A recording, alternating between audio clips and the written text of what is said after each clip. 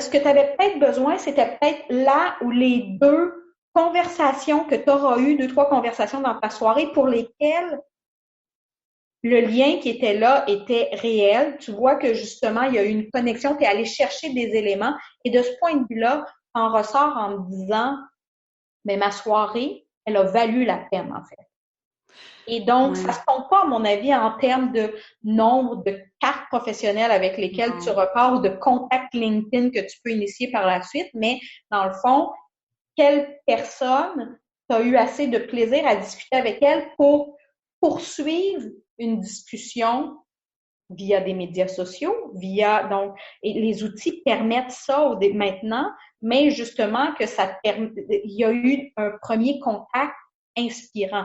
Et je pense que en réseautage, moi, personnellement, je valorise beaucoup plus la qualité de l'interaction que tu auras eue que la quantité, en fait.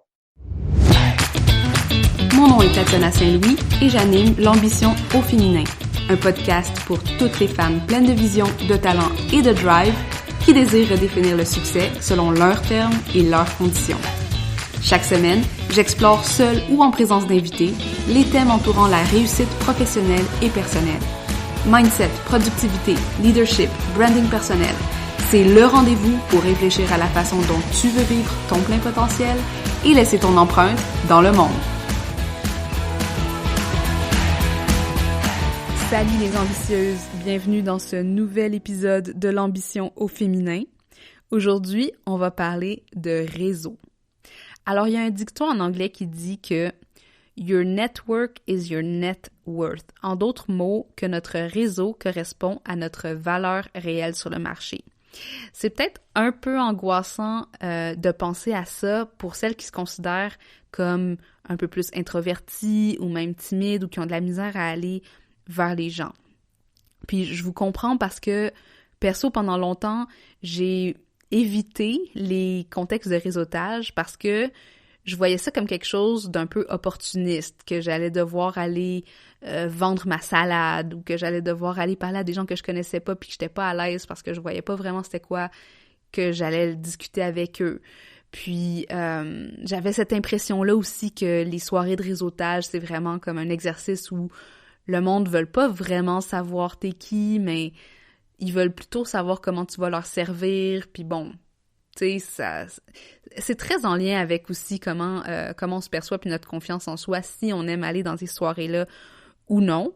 Mais bon, j'ai fait du cheminement, j'ai travaillé là-dessus, puis aujourd'hui, je suis vraiment contente d'avoir surmonté mes préjugés et mes inconforts autour du réseautage parce que, effectivement, maintenant je le vois, maintenant je le comprends, à quel point le réseau, c'est vraiment ta force, c'est vraiment ton pilier, puis c'est ce qui va vraiment créer du mouvement dans ta carrière ou dans ton entreprise. Alors, pour discuter du sujet, j'ai invité Yannick Boutillette, qui est la cofondatrice de Professionnel et dont la mission est d'accompagner les femmes passionnées dans leur progression de carrière. Ça fait quelque temps que je connais Yannick et Gaëlle, les deux fondatrices de Professionnel, parce que, bon, Mtamark et Professionnel sont quand même deux entités qui aiment, qui aident un public quand même assez semblable. Mais au sein de Professionnel, bon, on a quand même deux approches très, très différentes, là. Au sein de Professionnel, Yannick va organiser non seulement des conférences réseautage, mais va aussi aider les femmes à passer au prochain niveau dans leur cheminement professionnel grâce à des réflexions et des changements de perspective qui vont viser vraiment à outiller les femmes dans ce processus-là. Fait que Yannick va nous parler un petit peu de c'est quoi son parcours, puis de comment elle en est arrivée à fonder cette plateforme-là, qui initialement était un blog ou un genre de magazine web et qui s'est transformé au fil du temps pour devenir ce que c'est aujourd'hui. Et on a une discussion super, super intéressante sur vraiment les préjugés autour du réseautage, sur le réseautage en ligne, sur les erreurs à éviter quand on s'en va dans une soirée de réseautage, puis des choses comme ça. Enfin, je vous invite également à aller sur mtamark.com parce que j'avais écrit un article qui avait été basé sur un des ateliers justement de Professionnel avec Caroline Codzi, qui est la fondatrice de la gouvernance au féminin, et j'y avais j'y parlais justement de certains trucs pour mieux réseauter. Donc, ça s'appelle « Réseauter comme la professionnelle que vous êtes ». Je vais mettre le lien dans les notes de cet épisode si vous voulez aller consulter cet article-là avec la perspective de Caroline Codzy. Donc, sur ça, je vous souhaite une belle écoute et vous allez voir à la fin de l'épisode, je vous donne, moi et Yannick, on vous donne un défi réseautage. Et si vous décidez de relever le défi, j'aimerais beaucoup que vous me taguiez sur les réseaux sociaux, que ce soit sur LinkedIn ou Instagram, pour me dire dans le fond que ça a été fait. Comme ça, au moins, ça va vous donner un petit coup de pied dans le derrière pour aller donner un petit peu d'amour à votre réseau. Donc, je vous laisse écouter ça jusqu'à la fin pour voir c'est quoi le petit challenge que je vous propose. Bonjour, Yannick, comment ça va aujourd'hui? Ça va très bien, Tatiana. Merci de l'invitation. Merci de t'être joint à nous. Je suis super contente de te reparler. Ça fait longtemps qu'on se connaît dans le milieu entrepreneurial, mais ça faisait un petit bout qu'on s'était pas vu. Donc, je suis toujours contente d'avoir une discussion avec toi. Génial, moi aussi. Bon. Alors, aujourd'hui, on va parler de réseautage, mais avant qu'on commence vraiment à rentrer dans le vif du sujet, je voudrais que tu présentes peut-être à nos auditeurs, auditrices, un petit peu c'est quoi ton parcours, puis, tu sais, peut-être nous parler aussi un petit peu de professionnel. Oui.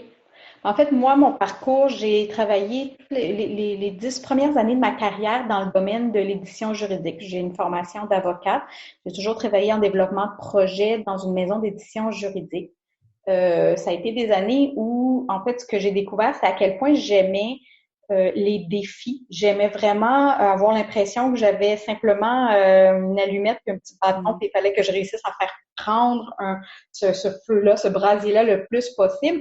Et donc, pendant ces années-là, j'ai vraiment eu des projets qui m'ont permis ça. Sauf que je me suis rendu compte aussi que je doutais qu'un employeur puisse suivre le rythme de mon ambition à moi. J'avais tout le temps le sentiment à un moment donné que là, ça allait pas assez vite, on mettait des freins, tout ça. Et donc, il y a eu un moment où, en plus, en lien avec l'arrivée de ma deuxième fille, j'ai vraiment eu envie de me construire quelque chose où à la fois je pouvais pousser mon ambition, mais avoir aussi beaucoup plus de temps, je dirais, de flexibilité d'horaire pour jouer avec cette réalité-là qui est très difficile pendant les premières années d'avoir un très jeune enfant.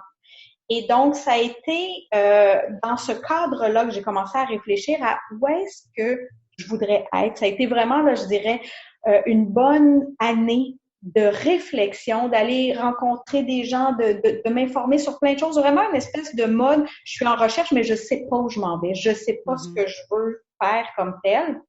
Et l'idée de professionnel est venue, en fait, à la suite de rencontres que j'ai initiées, je dirais environ 5 ou 6 rencontres que j'avais initiées avec des femmes au parcours très différents que je ne connaissais pas du tout et que j'ai approché vraiment via courriel ou médias sociaux, peu importe, en disant que j'aimais leur parcours, j'aimais où elles en étaient rendues dans leur carrière et l'aspect très parcours atypique souvent qu'elles avaient.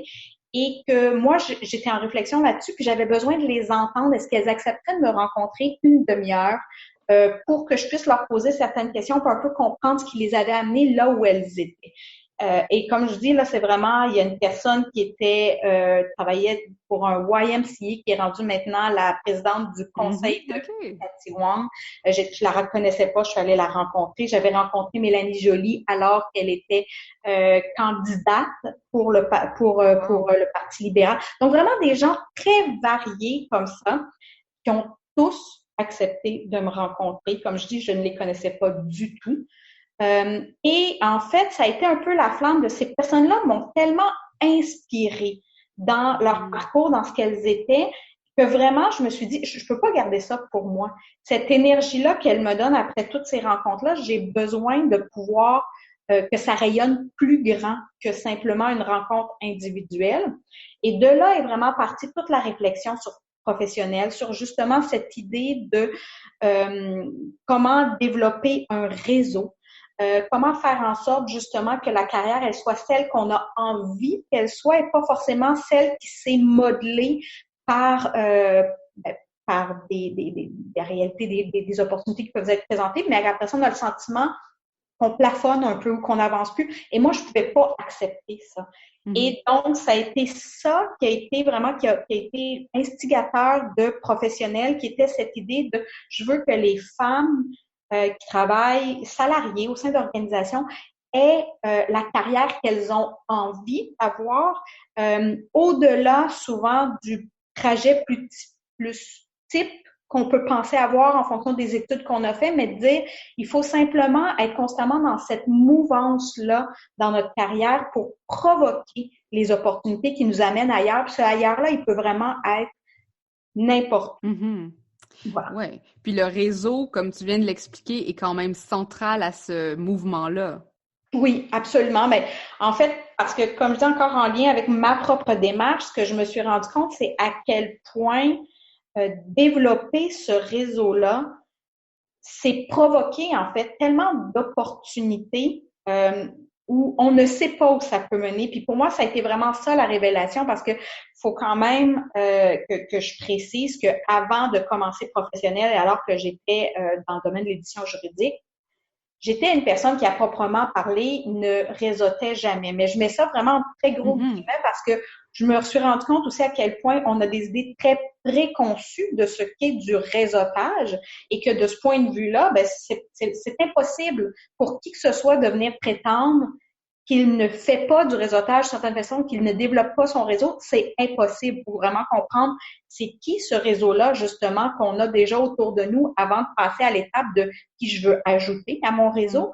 Mais c'est sûr que dans sa forme très traditionnelle, là, vraiment de dire aller dans des événements grand public où je connais personne et j'essaie de jaser avec des gens, ça, je ne l'avais jamais fait. Et je regarde 3 ans plus tard, ça fait partie intégrante de notre offre chez Professionnels parmi les différents services qu'on offre parce que justement, je me suis rendu compte à quel point les rencontres que moi j'ai fait, peu importe la forme qu'elles prenaient, one-on-one, vraiment avec quelqu'un ou dans des cadres plus grand public ou dans même dans certains cas, des rencontres plus amicales, mais pour lesquelles je découvre des nouvelles personnes, c'est comme si je me suis ouvert l'esprit à développe tes liens vraiment en fonction de comment cette personne-là t'inspire, cette personne-là qui est devant toi, visiblement, elle a une énergie qui te fait vibrer, il y a quelque chose au niveau de sa carrière où tu te dis, hey, elle est donc bien intéressante. Et je me suis rendu compte, en fait, que la clé, c'était vraiment de se dire, n'éteins pas ces liens-là par la suite, nourris-les, sans forcément d'a priori à savoir qu'est-ce qu'elle peut m'apporter ou qu'est-ce que je peux lui apporter. Cette idée-là, presque davantage d'opportunisme, je l'ai vraiment complètement éteint avec le temps sur ce qui était le cliché que j'avais du réseautage, mais de dire c'est vraiment les relations que tu vas bâtir qui vont faire que éventuellement des opportunités vont venir de part et d'autre finalement. Puis je trouve que aussi, bon, on l'a peut-être pas mentionné encore, mais toi, tu es cofondatrice de Professionnels. Donc, tu as lancé ça avec Gaëlle Bodin, qui est ta partenaire dans ce projet-là.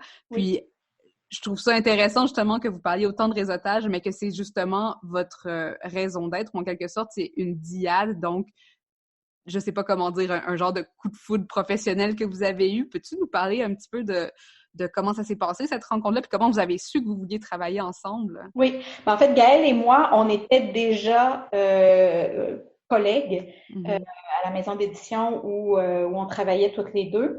Et dans le cadre de ce travail-là, ça a été évident assez rapidement qu'on avait une complémentarité formidable. Donc, en fait, ce qui est drôle, c'est qu'on travaillait vraiment en étroite collaboration chez LexisNexis, mais et on s'entendait vraiment super bien, mais c'était pas ma meilleure amie à l'extérieur du travail ou quoi que ce soit. C'était vraiment juste une très bonne collaboration professionnelle. Et quand moi, j'ai commencé à réfléchir à fonder ce qui, après ça, allait devenir professionnel, qui n'y avait pas de nom à ce moment-là, quand moi, j'ai décidé quand je réfléchissais à ça, très rapidement, il y avait quelque chose d'instinctif chez moi qui se disait, tu peux pas le partir seul, T'as vraiment, je connais mes forces, mais je connais aussi où sont on peut appeler ça mes faiblesses, mais moi j'appelle ça un peu mes désintérêts jusqu'à un certain point. Je suis pas intéressée par certaines choses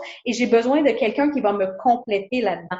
Et en fait, Gaëlle, comme on avait déjà travaillé ensemble puis que je connaissais notre complémentarité, moi j'étais en développement de projet, je rencontrais les gens, j'essayais de m'assurer que tout ça, tu sais, qu'on ait un produit à la fin, mais tout ce qui était le travail, le détail à la fin, s'assurer que tout était comme pensé, qu'il n'y a rien qui tombait dans les cracks, c'était tout Gaëlle, puis on savait qu'on pouvait toujours se reposer sur elle. Alors, quand j'ai commencé à avoir quelque chose qui était un petit peu plus, qui avait un peu plus de substance sur l'idée, je lui ai vraiment lancé cette idée-là de dire, veux-tu partir ça avec moi? Écoute, j'étais à la fois super nerveuse de lui demander ça parce qu'elle, elle était encore vraiment chez professionnelle dans un poste et tout ça.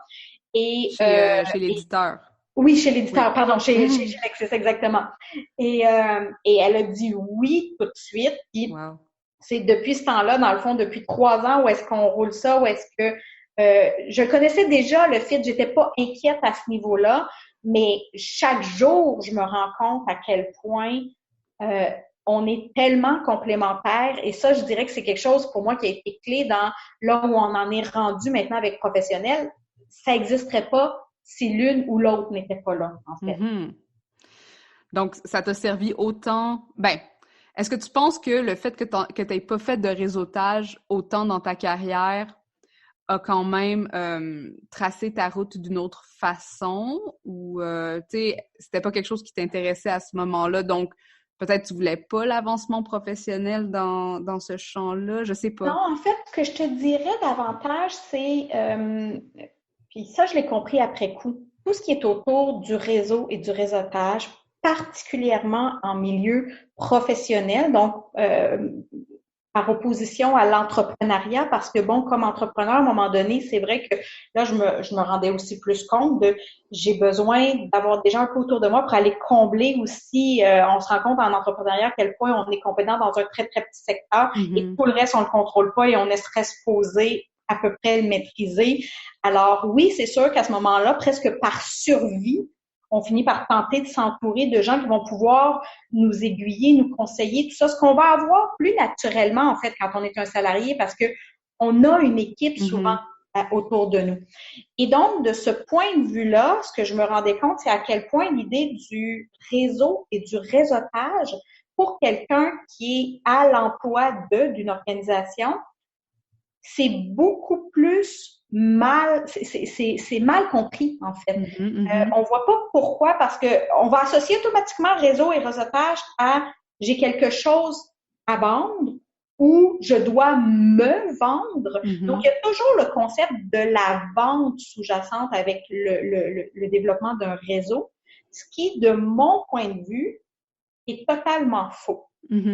Alors, je pense que c'est une des raisons pour lesquelles j'en avais pas fait auparavant. Puis encore là, le pas fait, je le mets entre gros guillemets parce que justement, je dis souvent aux gens, mais c'est impossible parce que tu en as un réseau. Oui, tu as un réseau au départ, bon, familial, amical, etc. Ces gens-là sont là. Même d'un point de vue professionnel, tu peux compter sur ces personnes-là s'il y a quelque chose. En fait, au final, c'est sur qui éventuellement je peux compter et qui peut compter sur moi, en le fond, dans un développement de carrière, puis plus globalement de là où je m'en vais dans ma vie, de ce que j'ai envie d'être. Donc, à partir du moment où on comprend ça, premièrement, on comprend que, ben oui, j'en ai déjà un réseau, en fait. Donc, même tous mes collègues de travail, tous les gens dans d'autres départements avec qui je suis amenée à collaborer sont aussi des gens de mon réseau. Maintenant, est-ce que ce sont des gens est-ce qu'ils sont engagés réellement dans mon réseau ou ce sont simplement des personnes que je croise et pour lesquelles j'ai peu de connaissances et de relations de ces personnes-là? C'est un peu ça qu'il faut se poser aussi comme question parce que je pense que ce qui fait un réseau fort, c'est justement le moment où, pour une raison ou une autre, j'ai juste à exprimer quelque chose et les gens se mobilisent autour de moi. Et plus notre réseau est grand et actif, plus le constat que je faisais, c'est que ce seront des gens on ne cherchera jamais un emploi dans des conditions comme celle-là parce que le réseau se mobilise pour dire hey, attends, moi, je connais quelqu'un qui serait intéressé, je vais parler de toi, etc. Et dans un absolu, c'est des gens qui passent d'une opportunité à l'autre, justement, mais parce que eux-mêmes ont été très engagés à développer leur réseau, à développer leurs relations, en fait, en bout de ligne. C'est très relationnel, un réseau.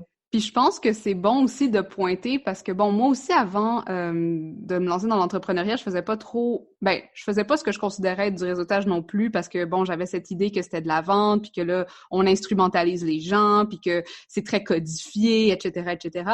Mais il y a quelque chose autour du fait que quand on commence vraiment à élargir son réseau, de voir à quel point tu veux plus aider les autres que tu veux demander.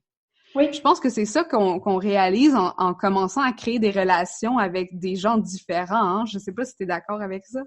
Absolument, absolument. Moi, c'est vraiment comme ça maintenant que je le perçois. Souvent, quand je regarde, je parle d'un réseau, je dis souvent aux gens, voyez-le vraiment comme au niveau de vos relations personnelles. Si vous faites un parallèle avec vos relations personnelles, ben, il y a des gens qui sont tellement près de vous qu'ils savent qu'ils peuvent vous appeler à 2 heures du matin, vous allez répondre, puis vous allez vous y rendre et vous allez vraiment faire tout ce que vous pouvez pour ces personnes-là. Et il y a nécessairement aussi des gens qui, dans nos relations plus, notre sphère personnelle, sont des gens que, bon, on va voir une fois par 2 ans, par personne interposée, on n'entretient pas forcément de lien de relation. Cette personne-là, oui, elle fait partie de ton réseau, mais c'est pas une personne qui a un lien fort et actif dans ton réseau. C'est des personnes peut-être pour qui ils seront peut-être moins prêts à se mobiliser et vice-versa, quoique des fois, il s'agit justement de garder ces liens-là. On peut se voir une fois par année, mais la fois où on se voit, le lien, il est réel. On prend cette demi-heure-là pour reprendre des nouvelles, être content de voir la personne, etc. Puis c'est sûr, se dire, écoute, s'il y a quelque chose, fais-moi signe, ça me fera plaisir de t'aider. Mais au niveau professionnel, pour moi, c'est exactement la même chose, en fait. Et donc, de ce point de vue-là, dans le fond, par rapport au réseau, si on prend le temps par rapport à des collègues ou des gens d'autres départements, dire, moi, je le prends le 10 minutes dans le couloir pour demander de ces nouvelles, dire qu'est-ce qui s'est passé, etc., créer ces liens-là. Ben, le temps venu, dans le fond, oui, tu vas te sentir engagé si la personne a besoin de quelque chose en particulier et vice-versa. Et c'est souvent aussi simple que ça. Et donc, ça se développe pas forcément uniquement dans le cadre de ce qu'on imagine justement là, des événements de réseautage où il y a 50, 100, 150 personnes qui peuvent être des événements excessivement intimidants. Ouais. Pas forcément la meilleure façon, à mon avis, de commencer en voulant développer son réseau plus large, au-delà de ceux des gens qu'on fréquente dans la sphère du travail. Donc, pour tout ça pour dire que je pense que si on crée ces liens-là, ben notre réseau, il est peut-être beaucoup plus fort que ce qu'on imagine déjà. Ouais.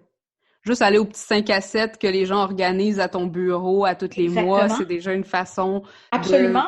Y aller en ayant envie d'y aller, en faisant pas juste acte de présence, mais en allant vraiment jaser avec les gens, s'informer d'eux, savoir qu'est-ce qui leur arrive autant dans leur sphère familiale, au niveau des activités qu'ils pratiquent, etc. S'intéresser finalement aux gens, ce qui fait que justement, on a des relations, même si sont d'ordre professionnel, qu'on voit jamais ces personnes-là les fins de semaine ou pendant nos vacances, etc. Mais la relation est quand même très réelle et on sait qu'on peut éventuellement compter sur ces personnes-là si on lève la main. Pour moi, ce qui démontre qu'un réseau est fort, si tu lèves la main pour dire « j'aurais peut-être besoin d'aide ici », on sent tout de suite l'espèce de mouvement se mobiliser autour des gens qui vraiment tout de suite vont dire « Hey, attends, moi je te parle de toi, ça. Ah oui, c'est vrai, il y aurait telle chose. » Donc, le fait que tu es tout naturellement dans la tête des gens montre que ton réseau, il est fort. Au-delà même de la méthode que tu prends pour développer ton réseau. Ouais, je suis d'accord avec toi. Puis, je pense que aussi, j'écoutais une entrevue de podcast hier justement sur, ça s'appelle le U-Turn Podcast de Ashley Stahl. Puis il y avait Kelsey Ramsden. En tout cas, bref, je vais mettre le lien dans les show notes de l'épisode. Mais elle parlait quand même du fait que quand tu vas en réseautage, c'est quand même bien aussi d'avoir un agenda, entre guillemets. Pas dans le sens que tu veux demander des choses aux gens, mais du moins de savoir qui est-ce que tu présentes aussi au monde et comment est-ce que tu veux te faire connaître. En ayant un minimum de stratégie, mettons, genre comme, bon, ben moi, j'aimerais ça, je sais pas, dans 5 ans, je sais pas, être manager de telle affaire. Fait que, est-ce que, bon, là, on a parlé beaucoup du relationnel, mais du côté stratégique, est-ce que c'est quand même un travail qu'il faudrait faire d'avance si on veut travailler notre réseau, selon toi? Ben, c'est parce que dans le fond, là où, oui, je rejoins un peu l'idée d'un réseautage plus stratégique, c'est que si on pense vraiment d'ailleurs là, à des événements où on est parmi un groupe de gens qu'on ne connaît pas. Mm-hmm. Moi, ce type de réseautage-là, c'est celui où je trouve que on décuple le nombre de possibilités, d'opportunités, parce qu'on ne sait pas qui est là exactement, mais en même temps, c'est l'occasion qu'on a d'éventuellement aller rencontrer ben, presque la perle d'une certaine façon, cette personne-là auquel on s'attendait pas, mais de ce point de vue-là, pour initier des conversations, pour savoir justement, j'ai envie de repartir de cet événement-là en ayant eu quoi comme réflexion, comme type de discussion, comme sujet pour lesquels même moi j'ai des questionnements, j'ai un flou à l'heure actuelle. J'aimerais ça aller chercher des débuts d'éléments de réponse. Ben nécessairement à ce niveau-là, il faut avoir une espèce d'agenda. Si on arrive là sans aucune intention, sans savoir exactement de quoi ou à qui on a envie de parler ou qu'est-ce qu'on a envie d'initier, le problème, c'est qu'il y a plus de chances qu'à ce moment-là, on quitte l'événement en se disant « je suis allée perdre mon temps. Je sais pas pourquoi je suis allée là. » Minimalement, peut-être qu'il y avait comme une conférence ou quelque chose de ça qui a fait que au moins j'ai eu ça, justement, mais l'aspect plus réseautage, il aurait pu pas en avoir puis ça n'aurait rien changé finalement. Et très souvent là-dedans, effectivement, c'est que souvent, moi, ce que je vais dire aux gens, c'est allez-y en vous demandant déjà de quoi vous auriez envie / besoin de discuter ce soir ou ce midi, peu importe, qui fasse que quand vous sortez de là, vous repartez avec quelques idées, quelques pistes, quelque chose où est-ce que vous dites, hey, ça, j'ai aimé ça, j'ai pas pensé, ou cette personne-là, je vais reprendre contact avec elle parce que j'ai aimé qui elle était, ce qu'elle proposait. Donc, je veux garder ce lien-là.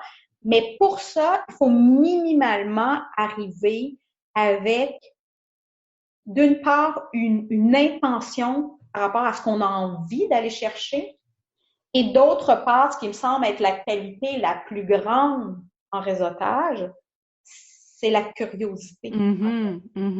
Cette curiosité-là d'aller simplement chercher ce qui arrive, le questionner, être dans cette énergie-là. Je sais qu'il y a beaucoup d'approches différentes en réseautage. Je l'ai épluché énormément à savoir justement, OK, comment on s'y prend, qu'est-ce qu'on fait. Et je le sais qu'il y a une certaine approche où c'est comme, tu restes pas plus que 7-8 minutes avec quelqu'un. Donc, après 7 minutes, il faut que tu réussisses à clore ta discussion. Tu t'en vas à quelqu'un d'autre. Tu parles pas plus que 7 minutes à nouveau. Il faut être efficace là, dans un réseautage.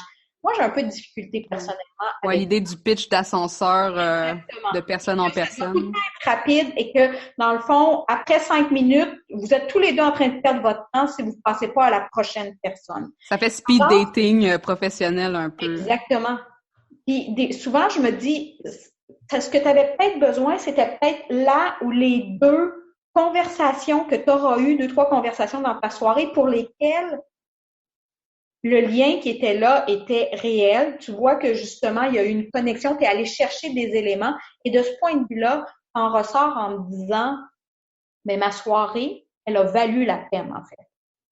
Et donc, ça se compte pas, à mon avis, en termes de nombre de cartes professionnelles avec lesquelles tu repars ou de contacts LinkedIn que tu peux initier par la suite, mais dans le fond, quelle personne tu as eu assez de plaisir à discuter avec elle pour poursuivre une discussion via des médias sociaux, et les outils permettent ça maintenant, mais justement que il y a eu un premier contact inspirant. Et je pense que en réseautage, moi, personnellement, je valorise beaucoup plus la qualité de l'interaction que tu auras eue que la quantité, en fait. Ouais, puis c'est beaucoup plus valorisant à la fin aussi. Puis je pense que ça me fait... on va revenir à réseautage en ligne parce que c'est un sujet intéressant en soi. Oui. Mais je pense que aussi, tu sais, peut-être les gens qui sont moins des people's person, entre guillemets, là, puis qui pensent qu'ils sont moins à l'aise en contexte social, de se rappeler que, dans le fond, t'as pas besoin de faire un show, mais juste d'être intéressé vers la personne qui est devant toi, puis d'avoir une discussion authentique et dans laquelle t'es toi-même, ça va loin plus que si t'as scripté ton message ou quoi que ce soit, là. Absolument, absolument. Bon, pour en revenir au côté online versus offline, là, vraie vie versus en ligne, Oui. est-ce que tu penses, selon toi, qu'on peut réseauter 100% virtuellement? C'est une grande question. Je crois réellement que tout ce qui existe au niveau virtuel comme type d'outils, que ce soit médias sociaux, éventuellement des courriels, peu importe, je pense que ce sont des outils formidables aujourd'hui. Mais pour moi, en tout cas, le lien, il devient réel si j'ai la chance de rencontrer la personne à certains moments. Et ça a pas, comme je dis, là, vraiment, il y en a tellement dans mon réseau dont j'ai fait la connaissance dans les 2, 3 dernières années que je vois une fois par année. Une fois par année, parfois dans le cadre vraiment d'un événement comme tel où je sais même que la personne sera là, c'est comme si ça me donne l'occasion supplémentaire de dire je veux définitivement être là parce que oui, il y a tel sujet, mais je sais aussi que telle personne a envie d'y être. Ça va être l'occasion d'aller juste y rejaser un petit 10, 15 minutes, prendre des nouvelles, etc. Mais ces rencontres-là, je trouve, en personne, elles consolident en fait une relation qui par ailleurs peut être vraiment une relation professionnelle qui peut être bien réelle au niveau médias sociaux, mais ça vient comme c'est comme si le jello prend vraiment de cette façon-là. Donc je dirais que on se prive de quelque chose si on va pas à certains moments sur les rencontres physiques, en fait. Puis la comparaison souvent que je ferais, c'est en milieu de travail. Bon, on en a tellement des outils maintenant en milieu de travail. Les gens travaillent un peu partout. On a des collègues à Toronto, on va en avoir à New York, etc. Donc, ils sont... Mais par rapport à créer un lien, dissiper des fois des malentendus, faire en sorte que la collégialité s'établisse davantage, il y a un moment où on a besoin d'avoir les gens devant nous. Le fait de ne pas avoir un écran, le fait de ne pas avoir justement simplement un message échangé en ligne, mais d'avoir littéralement quelqu'un, fait que on développe le lien très différemment. Et je dis pas, il y a des liens que j'ai commencé énormément de liens que j'ai développés d'abord en virtuel. Mais c'est sûr que souvent, dans les mois ou l'année qui suit, je vais tenter d'une façon ou d'une autre de provoquer la rencontre physique. Donc, au-delà de, c'est pas nécessairement des têtes à tête. Des fois, comme je dis, ça va être dans le cadre d'un événement où je sais qu'il y aura 2, 3 personnes qui sont là en même temps. Je vais pouvoir les revoir, jaser un peu avec elles, etc. Mais ça crée un lien différent. Ça, j'en suis convaincue qu'il y a quelque chose de plus privilégié dans la relation professionnelle s'il y a des moments où on a la chance de se voir. Cela dit, le 3/4 de mes échanges ou les liens que j'entretiens avec mon réseau est entretenu nécessairement de façon virtuelle, bien évidemment. Là. Ouais, puis je pense que aussi, bon, si on peut pas parce qu'on est dans une autre ville ou dans un autre pays, tu sais, il y a toujours la vidéoconférence qui est comme un bel entre-deux où est-ce que tu peux quand même sentir l'énergie de la personne en lui parlant en face à face, mais sans être présente dans la même pièce. Absolument. Je voulais savoir ce que tu penses. Ben, est-ce que tu penses aussi, bon, ça c'est un petit peu vers la fin de l'épisode, là, qu'on va commencer à rapper avec nos trucs, mais quelque chose que les gens font en réseautage qui ne pensent pas que c'est une erreur, mais que c'en est une qu'ils pourraient facilement éviter?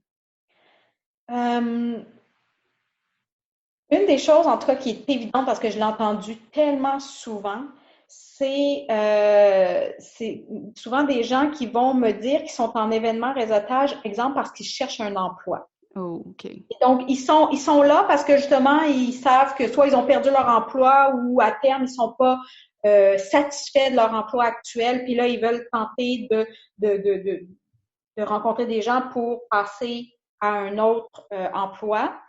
Et ça, pour moi, déjà, c'est l'exemple vraiment de t'as pas compris c'est quoi développer un réseau. C'est l'exemple parfait parce que, en fait, c'est un peu le contraire. Si à un moment donné, soit tu as perdu ton emploi ou tu cherches autre chose, c'est quand, là, c'est comme je disais plus tôt, c'est quand justement tu lèves la main que là, tu vois ton réseau qui est fort et qui fait que oui, tu arrives à trouver un autre poste. Parce que oui, c'est connu au niveau du marché caché de l'emploi. On dit statistiques varient tout le temps, mais disons que 60% des postes ne sont jamais affichés. Et donc là, je suis dans des chiffres qui sont assez conservateurs comme tels, que en fait, c'est vraiment,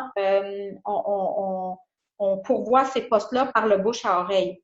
Mais on le fait avec des gens qu'on connaît déjà. Donc, quelqu'un qui va à un réseautage en se disant, ben, je me cherche un emploi puis je vais en jaser avec les gens, ils vont pouvoir me prendre.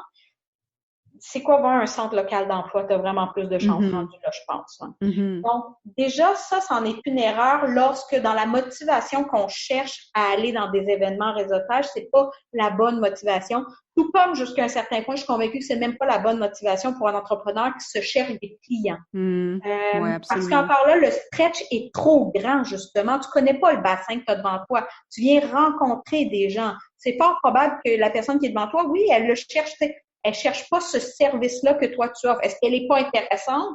Non, au contraire, mais c'est pas ce qu'elle cherche. Donc, tu te prives d'une discussion qui pourrait par ailleurs amener autre chose, mais parce que tu es dans un minding de « je me cherche des clients ». Et donc, aussitôt que je parle à la personne puis que je me dis elle, dans tel domaine, elle fait telle chose, donc visiblement, elle n'aura pas besoin de mes services, ça vaut pas la peine que je parle, je vais aller parler à quelqu'un d'autre. Pour moi, il n'y a aucun intérêt. Fais de la prospection à ce moment-là. Fais vraiment va faire ton pitch de vente à des gens qui sont déjà qualifiés. Fais de la pub Facebook. Oui, exactement. Donc ça, c'est une des erreurs souvent que je vais voir. Et un peu en lien avec ce qu'on disait aussi, d'arriver en connaissant pas ton intention de réseautage. Qui n'a pas être de la vente, c'est pas forcément la bonne idée à mon avis, ou justement je cherche un emploi, mais c'est quoi ton intention? De quoi tu auras envie de parler? Où tu es rendu dans ta trajectoire de carrière, d'emploi, qui fait que tu aurais besoin de telle chose, de tel type de discussion, et que du coup, justement, tu arrives en allant te nourrir de ça. Parce que des gens qui arrivent en sachant pas trop, qui va être là, ils savent pas trop pourquoi ils y vont, mais bon, il faut bien faire du réseautage et ils arrivent. Ben moi, je dis à ces gens-là, il y a de très grandes chances que vous ressortiez déçus en vous disant, je suis allée perdre mon temps. Oui, mais c'était quoi l'intention de départ, en fait? Ouais. Donc, à partir du moment où tu y vas avec une curiosité, simplement de rencontrer des gens, d'avoir tel type de discussion, d'aller chercher tel type d'information, tout ça, mais tu diriges ta conversation de cette façon-là. En fait, tu ne la subis pas, mais tu as un certain nombre de questions ou de sujets en poche pour dire j'ai envie de me nourrir de ça. Et du coup, quand je ressors, mon objectif est atteint.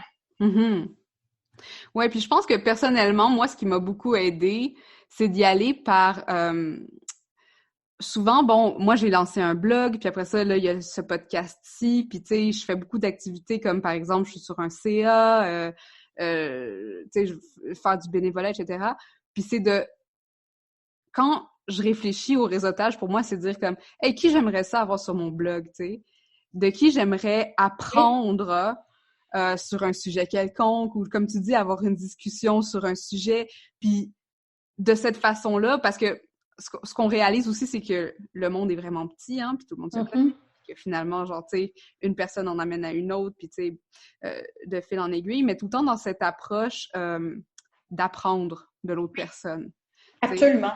Que ce soit en termes d'une industrie ou d'une expertise ou de juste, tu sais, une relation humaine. Fait que ça, je pense qu'en tout cas, ça m'a toujours aidé à aller dans ces événements-là avec un bon mindset qui était pas qu'est-ce que je peux leur vendre.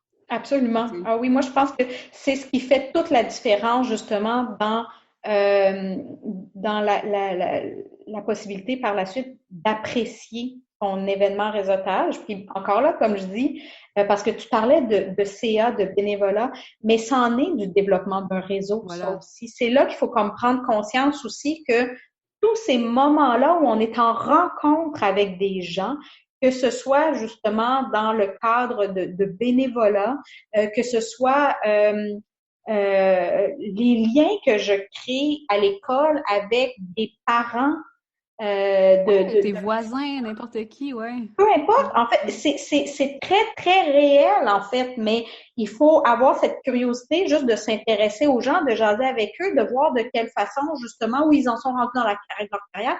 Peut-être que je peux t'aider, peut-être que je peux t'aider simplement en te mettant en relation avec quelqu'un que moi, je connais, qui a ce type d'expérience, d'expertise, qui pourrait peut-être te partager quelque chose.